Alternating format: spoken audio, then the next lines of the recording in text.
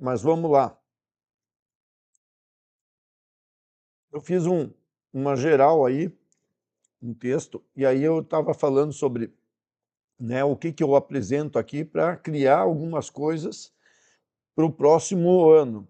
Então, o que nós vamos ter? Cada vez mais um foco no algoritmo humano. Beleza? Tudo bem, Paula? Então, nesse algoritmo humano é que vai fazer a diferença. Por exemplo, dentro das empresas, tudo vai se automatizar e vamos jogar para daqui 5 anos. Né? Nos últimos 2 anos, o crescimento em termos da IA, de responder e tudo mais, foi muito grande. Então, se nós analisarmos por isso, o que vai ser daqui 5 anos as atribuições do ser humano? Eu me busco constantemente a pensar sobre isso. Qual os talentos do ser humano no futuro? Eu sempre uso aquela minha imagem do tripé, né? Mas não vou buscar agora, mas é essa imagem para tentar mostrar para vocês os 3 pontos, que é, né, primeiro, a conversa com a máquina, a segunda, a automação através do empreendedorismo, e a terceira, né, o comportamento humano para a gente entender quem é que é nosso público.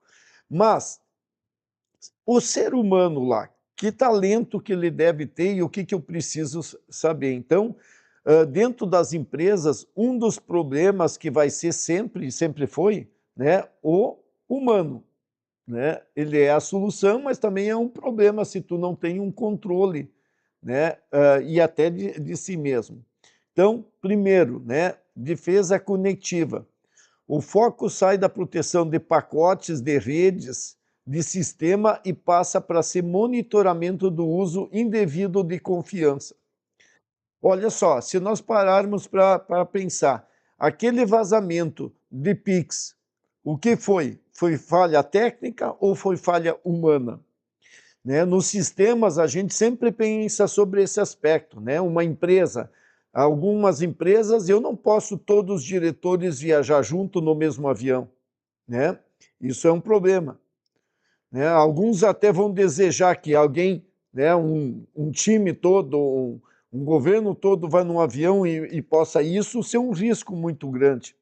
Então, essas questões, como é que você faz uma defesa em cima disso? A outra, né, detecção de padrões humanos. Por exemplo, quando vai ter padrões que não é comum para aquela pessoa. Né? Eu vou ter o algoritmo analisando isso.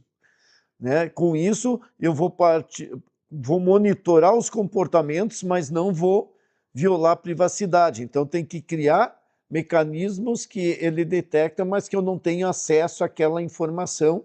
Né? Por exemplo, prever quando um colaborador está sobre fadiga, né? E ele daí com isso não vai estar o cuidado e atenção.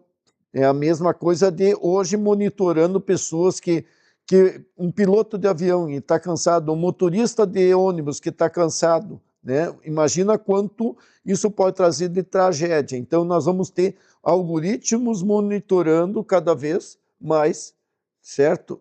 Beleza? Helder, já te dou as dicas aí, tá bom? Ahn, Outra coisa, né? A questão de higiene. Como é que tu vai controlar as pessoas para elas não usarem coisas indevidas? Porque hoje, cada vez mais, com a IA, os malandros, né, os hackers estão monitorando tudo. Então, eles vão ter acesso cada vez mais sobre as coisas. Como é que tu pode criar um comportamento de educação, né, sobre as pessoas sobre isso? E, né, para isso, né, vamos criar ecossistema de segurança. Né? Não interessa mais só TI, né, tecnologia operacional, segurança física, vai ter que estar integrado tudo. Então, as próprias câmeras, portas, etc., tudo isso fazem parte de um ecossistema de monitoramento, certo? Isso é bom, né? Mas, por outro lado, quem quer controlar pessoas, governos, né, etc., que possam querer controlar, isso é uma questão muito séria. Tá legal? Então, só coloquei isso, tá? E por isso eu criei os banners aqui para mim trabalhar isso. Eu estou querendo montar um conteúdo de curso sobre isso,